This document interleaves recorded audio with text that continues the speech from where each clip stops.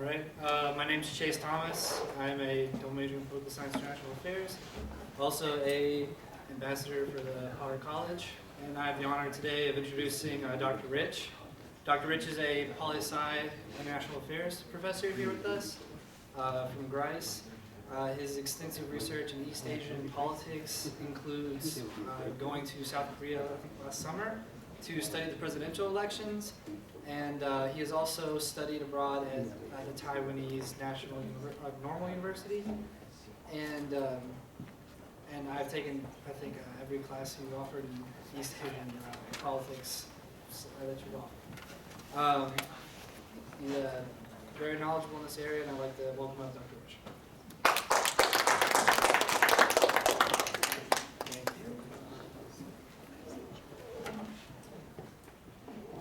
There we go. A little bit of background about myself. As Chase mentioned, I've studied in Taiwan and in China. In fact, I went to China for the first time in 2004. I studied at Southwest University of Nationalities in Chengdu. It was the second time I'd been on a plane, in fact. First time I left the country was to go to China. Loved it. After that, I went abroad many, many times. In fact, since then, I've been to Taiwan 4 times. I'm going back to Taiwan this summer to do research on electoral politics. Been to South Korea 3 times, 2010, 11, 13. Japan once. My goal, most of my research is on electoral politics, although I've done quite a bit on China-Taiwan relations and North Korea as well. My goal, actually, in the very near future is to probably lead a study abroad in Taiwan and or South Korea.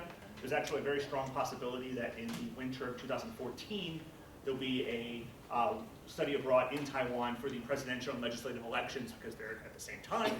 I happen to have contacts in the major parties, et cetera, that we may actually get to see the votes counted, meet the main parties, maybe even meet the outgoing president, if not the incoming president. It won't be the same person. Plenty of opportunities there. So a little bit about the courses that I teach that are relevant to the Chinese major. Well, first, every fall, I teach 366, the politics of East Asia, which according to student evaluations is the greatest class that apparently I've ever taught consistently, and I haven't even bribed them yet. In terms of 366, what we cover, primarily domestic politics of China, Taiwan, South Korea, North Korea, Japan, a little bit on Hong Kong, Thailand, Singapore, a little bit about democratization, things of that area. For the most part, domestic politics. Later on, I hope to offer a course of IR of East Asia, which will talk about cross-strait relations, talk about North-South Korea more, talk about Japan relations with their neighbors. In all likelihood, it's not official yet, but it's all but official. Next spring, I'll be teaching the politics of China. There'll be very little overlap between the East Asia and the China course, about 3 classes maybe total. Politics of China will talk about domestic politics, largely with the focus 1949 on, for the most part. Domestic politics, international relations, China-Africa relations for that matter as well. I also teach 250, 260 in political science that are required for poli-sci or international affairs, international relations, focusing more, imagine that, on international relations, comparative politics and more domestic politics. In the past, in fact last spring, I taught the politics of North Korea, in which we went into domestic politics, international relations, nuclear issues, famine, even economic policies of North Korea. We actually had a couple of contacts. There was an AP reporter in North Korea that was willing to answer our questions from North Korea, along with some other organizations related to North Korea that were willing to talk to us. In the near future, like I mentioned, I expect an international relations of East Asia course.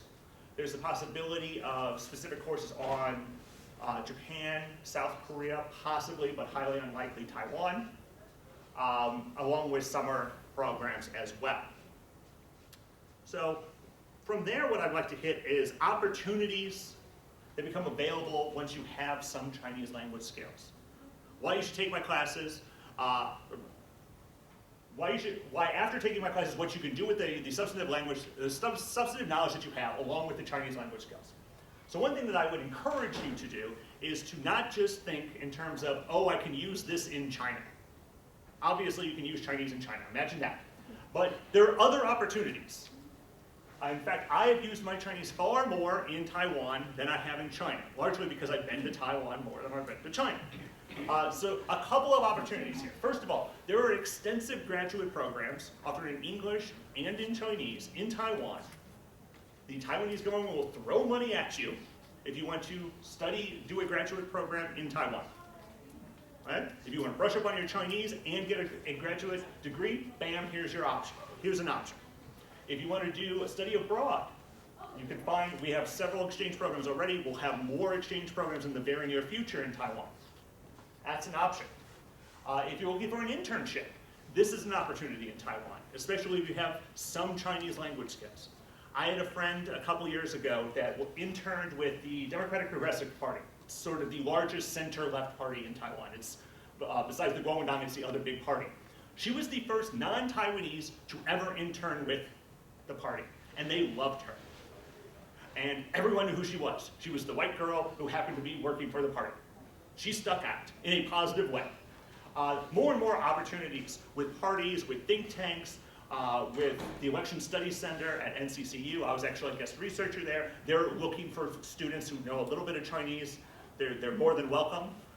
They'll even help with housing. It may not pay, but you can get someone else to pay for your trip there.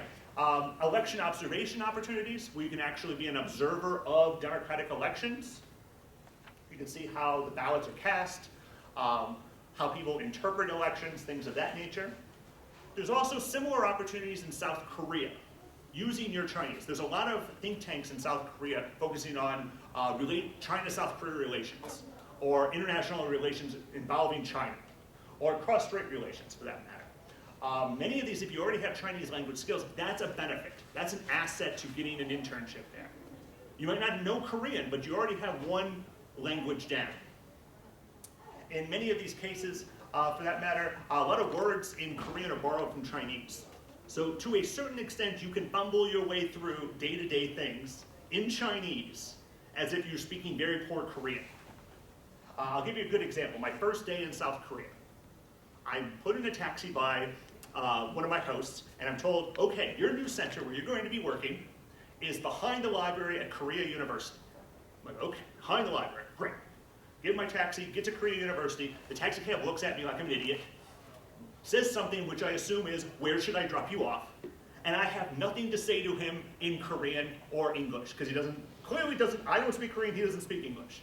So I go, library, library, library. He looks at me like I'm an idiot. I finally say it in Chinese. He goes, oh, Tosokai, okay.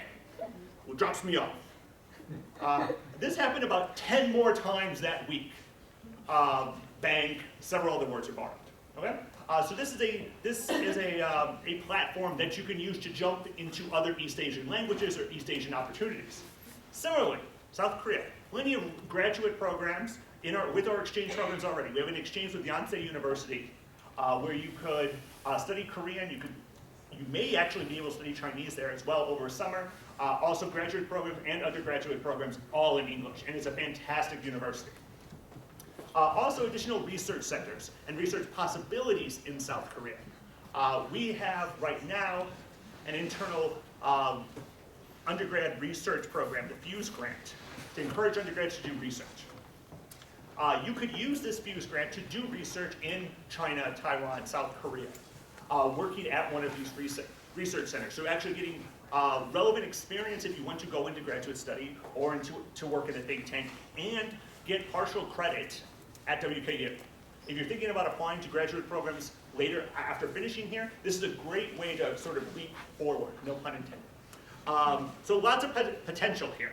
So one thing that I would heavily encourage you to think about is not to just think in terms of Chinese as being useful for jobs in China. Plenty of opportunities in Taiwan, plenty of opportunities in South Korea that go overlooked, plenty of opportunities elsewhere in that region. And I'll end there. Thank you very much.